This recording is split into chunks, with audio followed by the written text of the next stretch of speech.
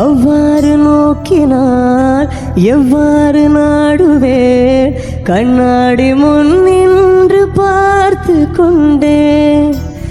ஒன்றாக செய்திட 100 நாடகம் ஒத்திகைகள் செய்து எதிர்பார்த்திருந்தேன்